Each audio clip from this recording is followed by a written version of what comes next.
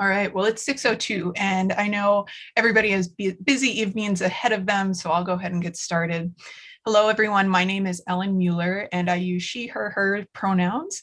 I'm the director of the MFA program at Minneapolis College of Art and Design, and I want to welcome you all to our Summer 2021 Professional Practices series. I'm going to start out with a visual description of myself in case we have anybody who is low vision with us this evening. I am a middle-aged white woman with brown hair, brown eyes. I'm sitting in an office studio space. And before we launch right in, I'd like to start with a land acknowledgement to respectfully acknowledge that the land we are occupying in Minneapolis is unceded territory, the ancestral homelands of the Dakota and the Anishinaabe peoples. Gathering here, we pay our respects to the elders, both past and present, and we acknowledge the grave harm that colonialism has brought to these lands, in particular, the erasure of both Indigenous and African identities, not only under slavery, but also via racist laws that have segregated all people.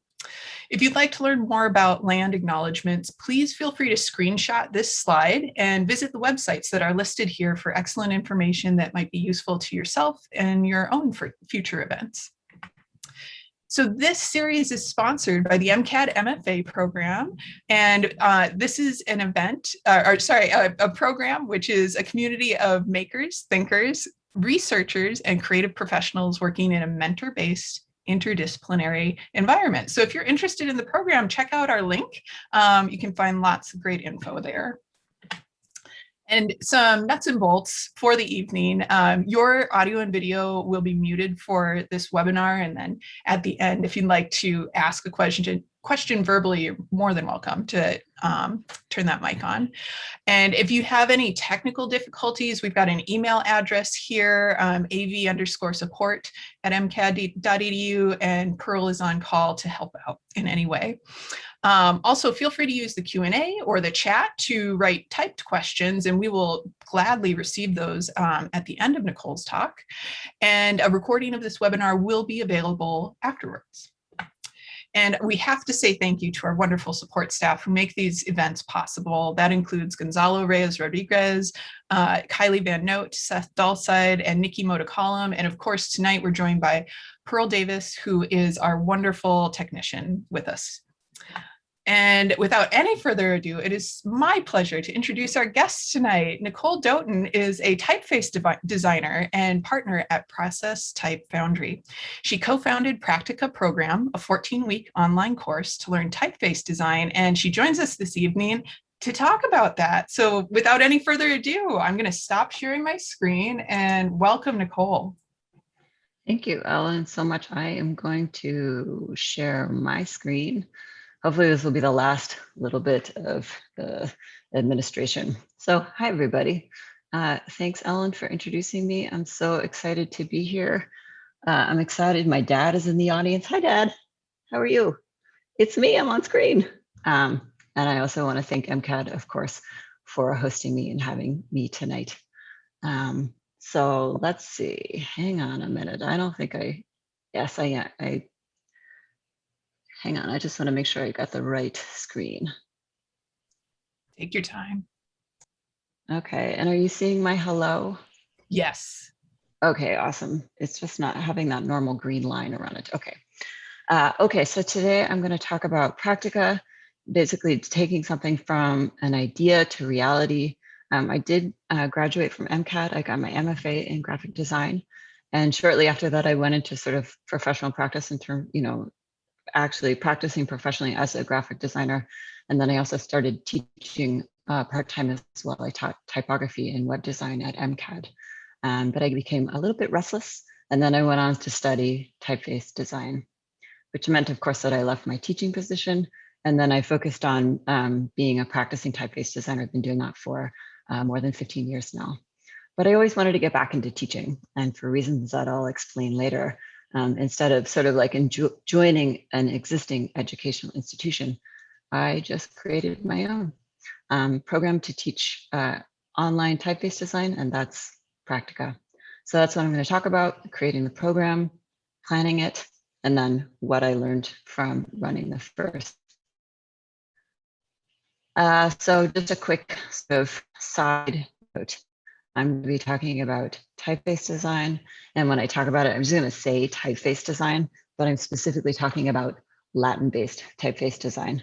You'll see like English and Polish, those are both using the Latin script. And then we have the language is Bulgarian, but the script is Cyrillic, and Greek is both the Greek script and the language is Greek. But the distinction is important simply because if we were talking about Greek typeface design or Cyrillic, it's just sort of a different market and it's not my expertise. So it's much easier to just say typeface design. So to begin, the first thing I need to do is introduce Sol. You can see that Sol smiling there quite nicely. We created Practica together. So everything I'm going to talk about, Sol was right there with me. Sol is Argentinian, but she lives in Berlin, and this is us in Berlin together. We went and had brunch together. This is actually the one and only time Sol and I have ever shared physical space together, but this was at a conference back in 2017. We got to know each other through the alphabets. Within the alphabets, there's a lot of freedom to create new initiatives. So if you sort of have the energy, you can use the alphabets platform to create something that is aligned with its mission. So with the help of the community, I created a critique session that ran every 2 months called Alpha Crit. So basically Alpha Crit, you could bring a typeface that you've been working on, sort of an in-progress typeface, and then get feedback from professional type designers. Or we also did some sessions with lettering artists as well. And I started that back in 2018. And even back then, the critiques took place entirely online. And this is where Sol jumps in. You can see Sol down there in the pictures. She jumps in, and that's about a year into running it. I put out a call for volunteers. Because Alphabets is all volunteer, she answered the call. And so before Alpha Crit, Sol and I had never actually worked together. Really actually never spent time together. We didn't know each other except for that sort of one chance meeting we had in Berlin. But eventually we came to run the Alpha Crits together. So the sort of unique thing about typeface design that is perhaps different than other design practices is that it's a very small and highly specialized field. So in terms of educational opportunities, they just aren't as developed as they are for other disciplines. So this slide is kind of showing the two options that you have in terms of formally studying typeface design. And of course, these are for in-person courses. You have postgraduate or specialized degrees in typeface design.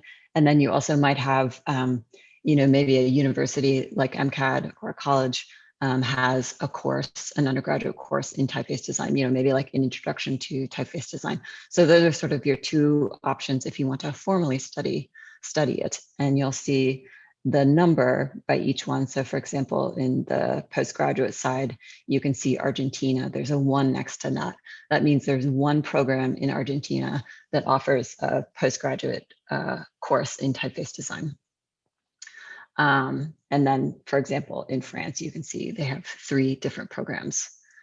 I would say that in terms of the courses within colleges and universities, often what happens is a college or university will have somebody come in and teach typeface design, but eventually it will just go away. That person will move, or they won't be interested in teaching anymore. And in fact, Mcad used to have a type design course, but now, of course, as far as I know, they don't anymore. So that happens quite often. So this is probably a good average. Some of these are probably no longer relevant. There might be some that are now not on the list, but I think it's all average out. Nonetheless, as you can see, there aren't that many courses to take. And we're not even talking about what the cost of the course is, how many spaces there might be in this courses. Spaces are usually pretty limited. You obviously have to get into the course. You might need to get a visa. So there are a lot of other issues. But you can see there aren't a lot of options. Now, of course, some of the best type designers in our field are self-taught. And partly you can see why. And many of these courses are actually relatively, in the grand scheme of things, relatively recently, but you can see why many type designers are self-taught. However, this course of action is somewhat complicated too, because not only are the educational opportunities not that developed, the literature too surrounding our field is also not the best. Things are getting better, but nonetheless, we don't have a great educational support system. So this is what I was trying to sort of get at with AlphaCrit. This is the issue that I was trying to tackle. And why I started it in the first place was to offer this small resource, not a huge thing, but offer this small resource to people who were interested in learning typeface design and lettering, but without that barrier of geography. And of course, because we had all of the sessions online, we had people participate from all over the world. Portugal, Mexico, Argentina, Singapore, Germany, the US, Malaysia. We just had everybody from all over. So it was really cool to be able to reach a global audience and connect aspiring type designers and letterers with some professional feedback. So that's essentially what Sol and I were doing before we started Practica. We were running AlphaCrit on the side. It was just sort of our volunteer side hustle. And then we were working on our own separate type design practices. But as I mentioned in the beginning, I'd wanted to get back into teaching. But the problem is, just the same problem that all of my students have in terms of wanting to learn typeface design, or anybody who's wanting to learn typeface design. There was really no place for me to teach locally. And I didn't want to sort of pick up my entire family just so I could go and teach if I wanted to move to one of those countries where I could teach typeface design. I had thought, being the introvert that I am, I had thought about starting something online for quite some time. But I just really thought there wouldn't be an audience for online learning. It wouldn't be a thing. So no, not a thing. And then of course, as you all know, the pandemic hits. So that was this email. I sent this email. This is the email I sent out to Sol, and this was June of 2020. So with the pandemic, it just felt like the opportunity was really obvious, right? Like online learning was the only option. So like now's the time. People are ready to try something different. It's the only thing going. So let's do it. Now's the time. So I knew a couple of things. I knew that one, Sol and I worked really well together because we had been running the critiques. I also knew that we were both really passionate about sharing what we knew about typeface design. And of course, because of the pandemic, you can see in the very beginning of the sentence in this email that Sol was having to sort of reimagine what she was doing too, because she had some in-person workshops that were canceled because of the pandemic. So I sent this email to Sol. She and I met. We talked about the idea. We shook hands like this. We shook hands over Zoom to seal our partnership, and we got to work creating what we would eventually call Practica. So backstory, check. One of the advantages we had in starting Practica was that we both ran businesses already. We both had type design practices. We were both independently employed. We didn't have employers per se. And then of course we did have design backgrounds. So things like taxes, business structures, LLCs, corporations, budgeting, pricing strategies, even things like creating marketing materials and then creating websites. That stuff we understood. And if I can just digress a little bit, you can sort of have various takes on acquiring those skills. I will once again say hi to my dad. My dad, when I told him I was going to art school, he said, "But you're not interested in business at all?" Because he spent his career as a businessman. But you can have various takes on acquiring those skills. So some people really don't like the business side of things. And honestly, I don't really love it either. But as a person who works independently, I just had to learn those things. And I had to learn those things in order to be independent. So it's sort of one of the costs, or you could look at it as a joy, but it's sort of one of the costs of being independent. But it also can open up opportunities for you as well. So all of this, creating Practica would have been much more daunting had we started completely from scratch. We would have had more of a learning curve in terms of gaining those business skills. So it made everything a lot easier. So if, it's not in your nature, but you can embrace it, there are rewards. It will reward you, particularly for someone who is seeking more independence in their career rather than being employed. So and a diversion. So again, this allowed us to focus on the course and to really figure out what was important to us. One thing Sol and I agreed on right away was that creating a community and a support network for the students was really important. We obviously could have done pre-recorded classes, and there are obviously benefits to pre-recorded classes, right? If a student can work them into their own schedule, and then from my financial perspective, they create passive income. So you make the videos, you make all the videos ahead of time, and then you can essentially sell them to as many students who will want to buy them. It makes a lot of sense, but it wasn't the right fit. We really wanted to be there for students, and we wanted to be actively engaged in their learning. And for the students, it meant having a network for them to lean into. And this, we talked about how it can be challenging to learn typeface design, and particularly if you're self-taught, like you're all on your own, right? And we wanted to help those people and not sort of set them adrift into the world, because people are already doing that. But I think what we also thought is by having live classes and creating a community, we would really just create better outcomes for the students. So the students would be able to ask questions. They would have a support network available to them if they were struggling or to share their successes. They could hold each other accountable. They could push each other. And of course, they would be able to create connections with, Sol and I, and also professionals in the field. So we ended up having live classes. This was the sort of basic structure that we settled on. We would have lectures on Tuesdays and then feedback sessions on Thursdays. We did record the lectures. So even though the lectures were held live, we would still record them so that, if a student wasn't able to make it, there was still some flexibility if they were not able to attend. The students, though, did have to attend the feedback sessions if they wanted to have their work reviewed. We also interspersed what we called Q&A sessions about every 3 weeks on Thursday. So you'll see those on the schedule. The Q&A sessions were sort of an open session where the students, 1 week ahead of the session, they could ask questions, or it didn't have to be a question. It can be just a topic they were interested in. And then Sol and I would prepare like a mini lecture on those topics and then answer their questions. The other benefit of that, aside from addressing, if things that perhaps the students were interested in but weren't being covered, was that it just allowed a break. So they didn't have to be turning in work every week. There was just a little bit of a punctuation, and they could take 2 weeks to work on something rather than having to present work every week. So it sort of gave them a little bit of a break.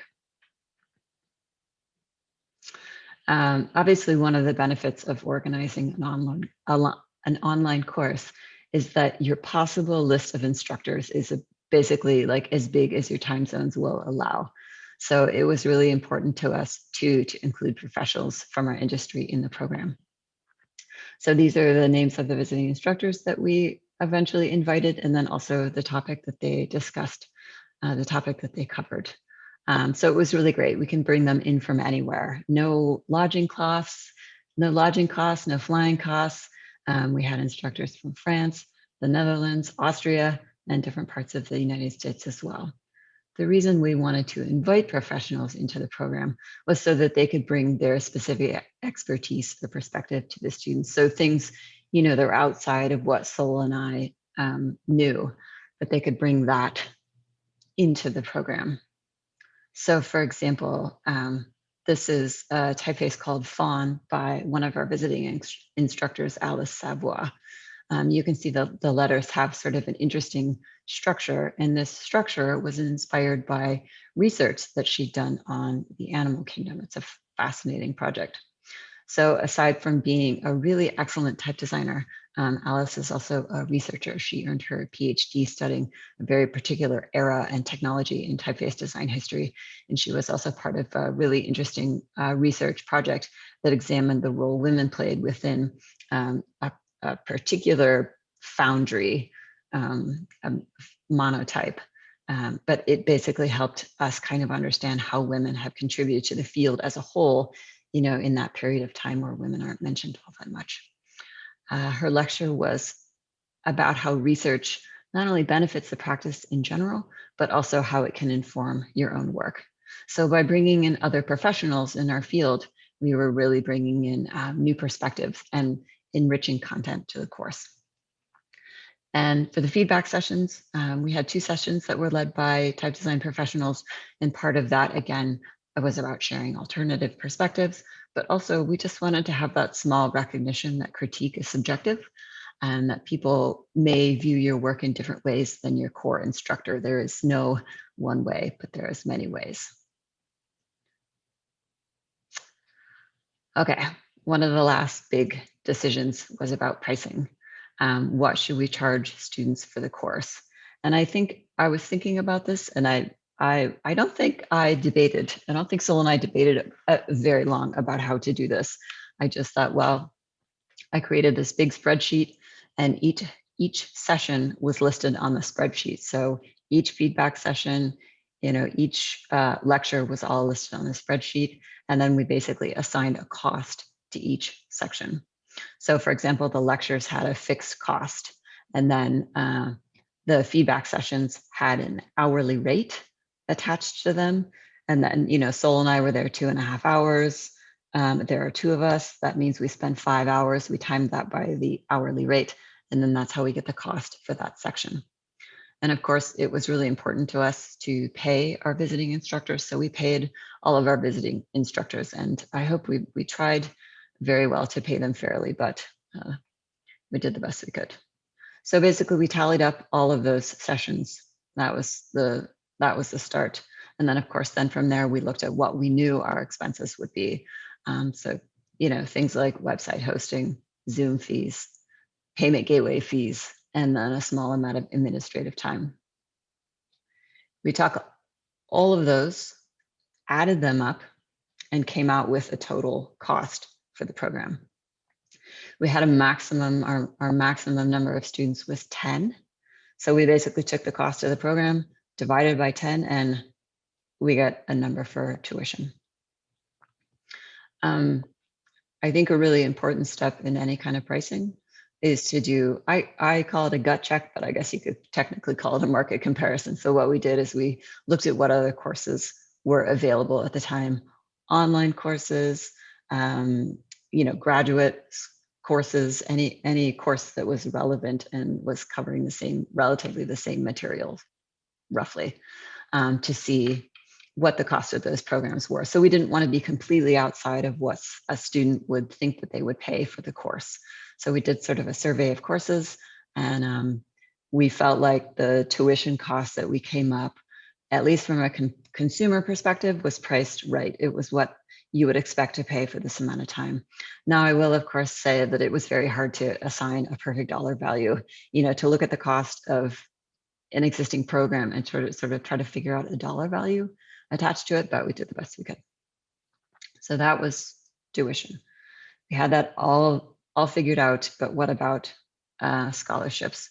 Obviously I talked a lot about wanting the course to be geographically accessible, but what about financially accessible?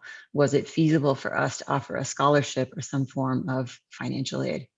When we started thinking about it though, we sort of became swamped by its complexity, because this, here was an area, in fact, which we had no expertise. So there was a much higher learning curve. So, would it be merit-based? Would it be need-based? If it was need-based, how do we define who is eligible? This part particularly made Sol and I both uncomfortable, trying to sort of, figure out who needed it and how do you figure that out? How do we do that equitably so we don't, miss somebody who maybe doesn't conform to your traditional definition of need, whatever that is, but still they could use a financial assistant. Who would administer it? How would we review applications? Was there an issue with, if Sol and I reviewed the financial aid and then also the applications, was there sort of a conflict of interest in there? And then of course, funding. Where does the funding for the scholarships come from? How do we do that? And then I think particularly within the type design community, there are many opportunities to donate. So I very much got the sense that if we if we kept asking the public for money, like let's just say we did sort of crowdsourcing type of financial aid way to get this scholarship money, so eventually there would be fatigue. And so how do we make scholarship money sustainable, assuming we do, we keep going in the program? So in the short term, the idea of scholarships and traditional financial aid just seemed to introduce to us a lot of complexity. But we still wanted to do something. So we kind of kept pushing at the idea. And we landed instead on offering a sliding scale for tuition. So basically that formula that I showed earlier, that number, the total cost divided by 10, that's about here at tier 2. That's about what that number would be. And so in the tiers, we offered a tier higher and then a tier lower. For the first edition, we did offer 20% off. Part of it's a sort of a marketing incentive, but we'll talk more about it later a little bit. But this is not the 20% off. The actual people who ended up joining paid a little bit less. They actually paid 20% off. It's too lazy to make the change. But that's the idea, is that if everybody paid a little bit of the tiers, a little bit from each tier, we would basically average out to that initial total program cost if at tier 2. So the way that worked is students did get to choose their own tier. But we didn't ask them to verify anything. It was all on the honor system. We trusted them to define their own sense of need or what they could afford. Students did have to apply to the program. So it wasn't until after they were accepted into the program that they would then choose the tier. So it didn't affect their application process at all. We didn't know which tier they were going to choose. And of course, it didn't change their experience at all of the program. But this was our solution to that initial sort of scholarship and financial aid overhead that we were worried about. It's still not perfect. These numbers are still a lot of money, but it's a start. And as we continue to evolve, we'll sort of continue to sort of poke at this and ask these questions. Okay, planning, check. Now, unfortunately, I really want this to be a cliffhanger, right? Did we get students? But you already know the edition ran, so it's not the best cliffhanger in the world, but we had tuition in place. We had course structure in place. We had visiting lectures and critics. We had a website. Now, of course, we needed students. So Sol and I had absolutely no idea how the program would be received. It was something we talked about a lot, like, I don't know if this is going to go. I don't know if people are going to be interested. And most of the marketing that we did was through word of mouth. And of course, we created social media accounts. But we needed to get to 10 students, so that helped quite a bit. It wasn't like we were trying to get 100, but still, we weren't sure. So applications were open for a month, and one of the surprises was that we had more than double the amount of applications that we had spaces for. So as I said, no idea how people would react, but it was really great to see that what we had conceived struck a nerve. So the edition ran. We had enough students. We picked 10 from our pool of applicants, and we did that primarily through intuition. We didn't make like a matrix of criteria. We did that one primarily through intuition, but we had a lot of great candidates, so that made it easier. But of course, it also made it harder because Sol and I hadn't really prepared ourselves that we would have to tell people no. We had only thought about saying yes, and we hadn't thought about saying no. So that was a little bit more challenging to have to say no. But everybody who was chosen accepted their spot, and we spent the winter and spring together learning typeface design over 14 weeks. So just to dive very briefly into the program, students join us with a typeface they've already started. They usually just have a single font that they're working on. It's not necessarily finished. And the idea is to take that single font and then expand it into a larger type family. So let's say they maybe started with a regular and now they're going to add a bold. And then we also, through a technical process called interpolation, we can make extra weights of the typeface. But we didn't want the program to just be about this sort of technical exploration. So we talked about what makes a typeface successful, how do you add your own voice to your work, what qualities of a typeface make it useful, and so on. This image is the final day of the class. they were giving their final presentations of the sort of progress that they had made over the 14 weeks. So you're seeing here, this is a mix of students, instructors and visiting instructors, and then we also invited some special guests. So students, check. Okay, this is my last section, some thoughts. Well, you know, there was a reason we offered that 20% off, because we knew that that the first run would be a learning experience. You know, the 20% off stuff was part marketing, but also we knew it would be a bit of a learning experience. We absolutely put 100% of our hearts and minds into creating the best course we could, but there's just no substitute for actually having the experience of running it. So, reflections. I tell you what, having a partner really made all the difference. All Sol and I really knew before we decided to create Practica is that we kind of meshed together well and we worked together well.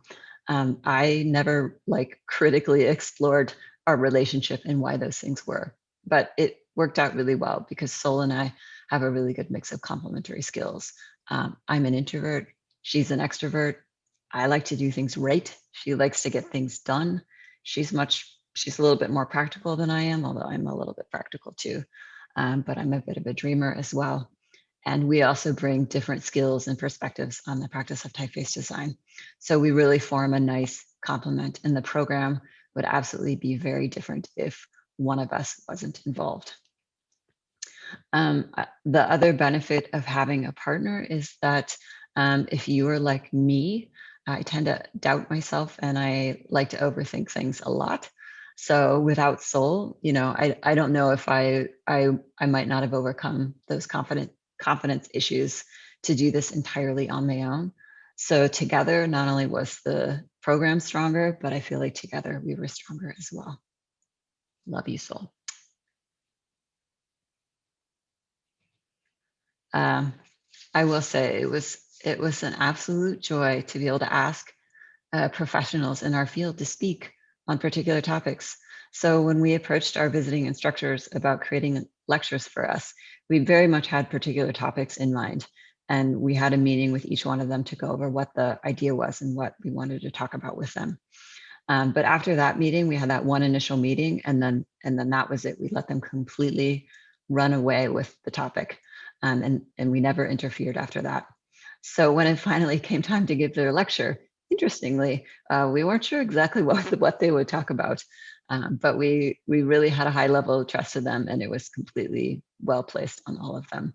It just was amazing to hear their stories and their thoughts on typeface design, things that you might not have otherwise, you know, things that would otherwise not have seen the light of day. And it was just sort of an unexpected source of joy for me in particular.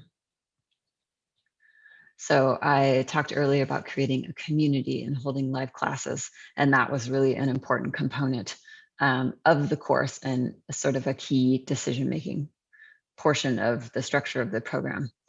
But, you know, as we moved through the 14 weeks, students' lives would really insert themselves into the class. So for example, you know, a meeting would come up for a student that happened, you know, it was happening during class. They would have to, it was their work, so they would have to go to the meeting, of course, and they wouldn't be able to attend class. Or they would just get, you know, they were freelancers and they were getting pounded with deadlines, and they just had to put the class on the back burner. And so as we moved through the time, we just really started to wonder if holding live classes was the best way to teach busy adults. Yes, we had all of these benefits of community, but maybe we were being unrealistic. So this was very much on our minds by the end of the course. And we did do a final survey of the students. And so we asked them, would pre-recorded lectures work better for you? Would you have preferred that? About half of the students answered, so it's not perfect data, but nonetheless, all but one of them said that they actually preferred the live classes and would not like pre-recorded lectures. So I think from reading their comments, they really found value and joy in being connected, and whether that was because it held them accountable, you know, made them show up, or they could connect with a visiting lecturer, or it was just enjoyable. was just a highlight of their day. The live classes really resonated with the students. And I will say I'm really proud of the community that we created. You know, it's over Zoom. It could have so easily failed and so easily fallen flat, but we told jokes. We talked about what the status of COVID was in our countries. And of course, we made sure to go over who was giving themselves home haircuts, very important topic. The idea of pre-recorded lectures versus live classes is to me like a good example of how sometimes I get in the mindset that there's like one perfect way to do something. So, you know, it's would you have preferred pre-recorded classes over live, and then only one way can win? But really, they're just different and they serve different purposes.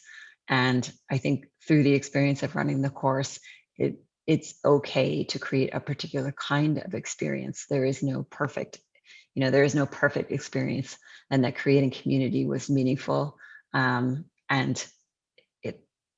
it should stay. Yeah, it was meaningful. So I still think live classes have the potential to create better outcomes, but that's totally anecdotal and probably really depends on the learner. But the live component was something special, and it's worth preserving. And you know, if that doesn't appeal to everybody, or maybe every busy adult that doesn't work for them, I think it's something to keep.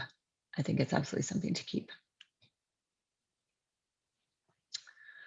So when we designed the program, I think what we tried to create was essentially sort of this rich environment in which to study typeface design, if you will, a sort of marinade for the students to bathe in. So we gave them the motivation to work since they're taking a class, right?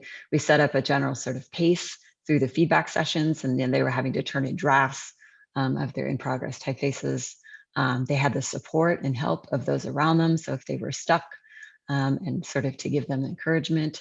There were instructors to push them out of their comfort zone. Obviously, the feedback sessions, and we did some other things that were about the process of reflection, right?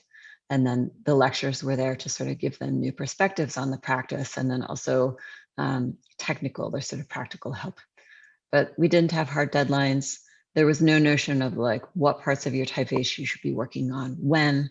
There was really no giving form to the structure of their project, which was, of course, their typeface. That can be sometimes a little bit of a challenge in typeface design because the projects can be quite long, months maybe, but more like years. You know, a typeface can take that long to complete. Plus, they're quite complex system. So a small character set in a typeface is about 256 characters. Again, it's a small character. So if you take 256 times it by 256, then those are all the relationships that you have to manage. And it's just quite complex. So we thought, will this idea of marinating the students work? Well, I think it worked for a certain type of person and a certain type of learner. But you know, in hindsight, of course, we had structure, but I think we just needed a couple more targets, a little bit more of a breakdown of steps, a little bit more ways to manage that long-term project. So, you know, going into it, we obviously knew that students would be juggling multiple priorities, kids, families, jobs, pets, all of that. But it really took running the program to reckon with that fact, you know, that the program would happen once those priorities were taken care of. So that's different than, say, when you're in graduate school and you're more able to give yourself fully to that program and give a lot of your time to that program. Or say you take a 5-week course and all you're doing in that 5-week time is focusing on that particular subject. But you know, Practica is happening in sort of all the time left over. So there wasn't as much time for the students to sort of noodle and find your way. You can only do that when you have a lot of time in front of you. I'm not suggesting that you can sort of shortcut those sort of important primary experiences or experiments. However, I think we could just build a little bit more structure and some clearer paths for the students. So, you know, for those of them that need it, so they can make time for those important experiments rather than sort of fussing with things that we could just give them a little guidance on and then be done with. One of the benefits, though, of the looser structure was that there was give in the system. So it allowed us to be basically responsive to students' needs and interests. So when it seemed like students were sort of all encountering the same issue, we could use one of those Q&A sessions to address that. Or, for example, at one point, the students, it seemed like they were sort of losing energy around the feedback sessions. So we asked for some feedback. We asked them for their own experiences with critique. And so we made some adjustments to the feedback session based on, some of their own experiences that they shared. So I think in the future, we'll look to find a sort of nice balance between adding some more structure, but also keeping that ability to respond to students' and interest and keeping some of that flexibility without quite being too rigid about it. Did the sliding scale work out? Obviously, we were really curious about this. Would the sliding scale work out? Would everyone choose the lowest tier, or we would have an even distribution? Because you'll remember, in order for it to work out, we needed a little bit everybody and a little bit of every tier. But it did work out. These are the percentages of students who paid in their, in different tiers. So it did all balance out. But I think the things that we learned are that the tuition doesn't cover all costs. So Sol and I spend a lot of administrative time that isn't covered. So we meet, for example, quite often. And then when we meet, none of that time is built into the tuition. There's also a lot of administrative work that happens during the application fees that again, application phase that again isn't built into the tuition. The other thing is that the cost is in line with what those other institutions were charging. And many of the courses that we looked at some were independent, but many of them were put on by larger institutions, universities. But we don't have the benefit of any part of our tuitions being subsidized. So we don't have any grants, we don't have endowments, we don't take in donations. And we only have this single thing in which to earn income. So imagine a larger university has multiple classes. Maybe there's a class that doesn't do so well, and there's a class. Well, universities don't work that way, but we only have this one set of income, and we have no part of it that's being subsidized. So I think that is a little bit different, and I think maybe in the future we may need to find a way to subsidize some of our expenses. I'm also hoping that we're making some big and time investments now because we're just starting up and getting going, and that eventually those will pay dividends as we get into the future. And, like last time we had to create an entire website. This time, obviously, we just need to make some modifications. So we're hoping that some of that time investment goes down as we sort of grease the gears a little bit more. But the sliding scale did work out. This is my last reflection.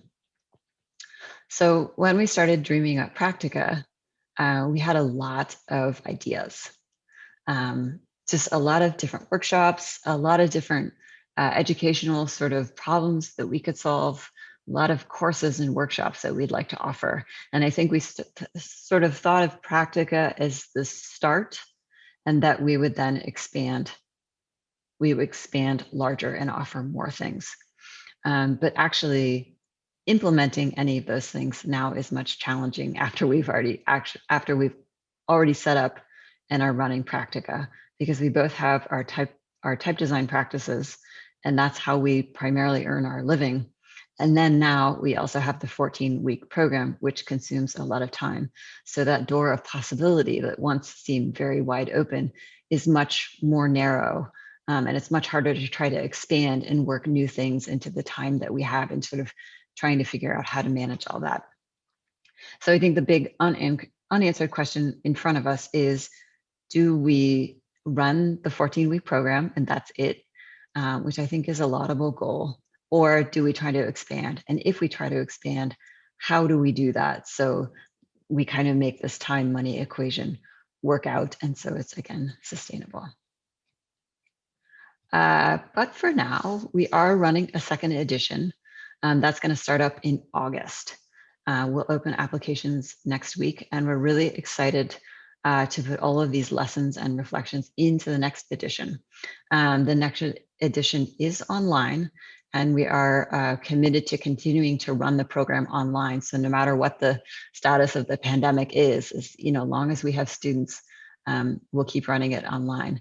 Because we know from the first edition, remember I told you that people had to apply and they had to tell us why they wanted to apply. We know that Practica really opened up a way for those students to study typeface design that wasn't otherwise available to them. So Sol and I are really excited to be able to share our expertise with the next round of students. And, we'll see if online learning continues and it, continues to generate interest, or, if it fades away with the pandemic. But I think it's here to stay. Thank you so much. That's great. Thank you so much, Nicole. That was fascinating. Thank you for the wonderful mix and balance of both the inner workings of typeface exploration and also the really comprehensive view of what it is to develop your own class. It's fantastic. Yeah, I see some people clapping in the participants, which is great. Oh, awesome. Thank you. Wonderful. Well, I wonder if anybody wants to ask a question, either verbally or typed in the chat, whatever is best for people. And I wonder, I'll start off with a question while people are letting that cook in their brains. So Nicole, is there anything that stands out as the thing you will definitely change next time? Like something that you're like, yes, that's one item of teaching this class, or planning or setting up or marketing the class that I will definitely alter in the future? Oh, what do we change? The first thing that comes to mind, and it's a sort of a minor thing, but I know it blew both of Sol and I's mind, is that we changed the structure. We had lectures on Tuesdays, and then feedback sessions on Thursdays. And we flipped it so that the feedback sessions would be on Tuesday, lectures on Thursday. So that way, if we had a lecture that was a lecture that then had a follow-up component, then we could talk about it in the feedback session the next time.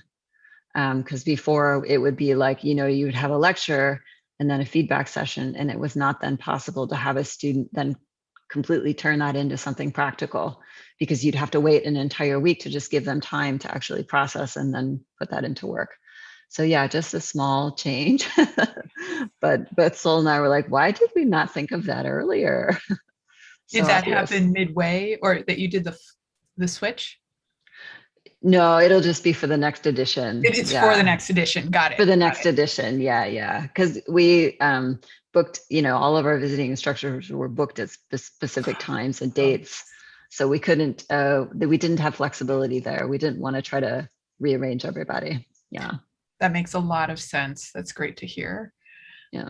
I'm looking at the chat, seeing if anybody wants to unmute, and feel free to do so yourself, or I can unmute you. I mean, Dad, if you have a question, don't hold back, okay? I want to hear the business question from your dad.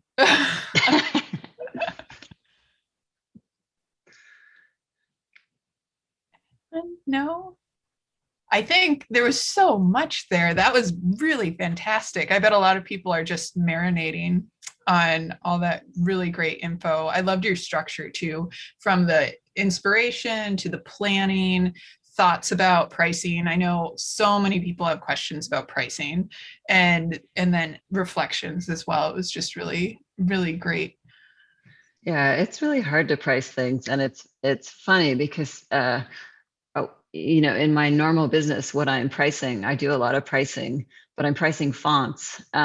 So you don't think that stuff translates, but it was basically the same process, just thinking about like, oh, what does someone want to pay for this? You can come up with a perfect formula, but I think that there's that also formula that's like, well, if you say the course costs $10,000, nobody's going to pay that. So you have to do that gut check as well. Yeah. And I was so excited to see that you were wrestling with these ideas of equity, because I see a lot of organizations now trying to figure out scholarships, try to figure out how can you create pathways for these experiences. And it was great to hear the backstory and what you were weighing and how that eventually came to fruition. I'm so glad the sliding scale worked. That was so exciting, the reveal.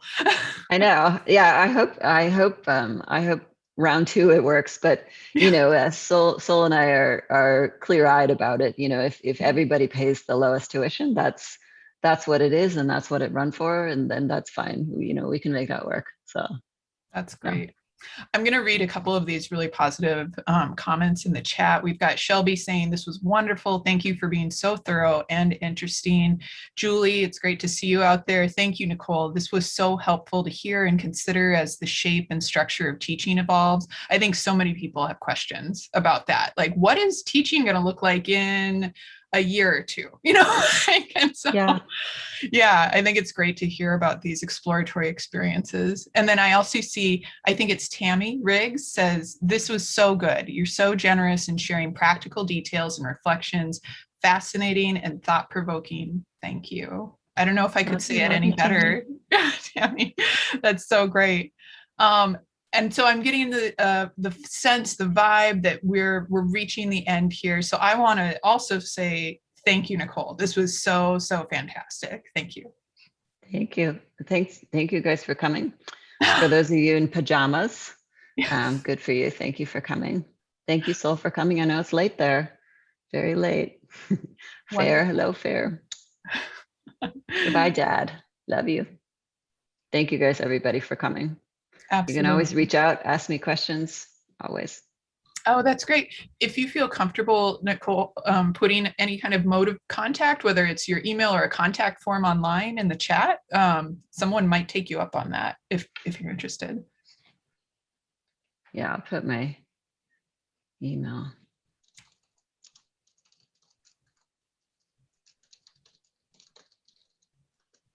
But Dad, you already have my email, so. And I'm going to see you in a minute, so. Very nice. Wonderful. Well, again, everyone, thank you all for coming. Yeah, exactly. We've got so much everybody's got on their evening plates tonight, so we'll let you all go. Thank you, Nicole, and everyone have a beautiful evening. Bye-bye.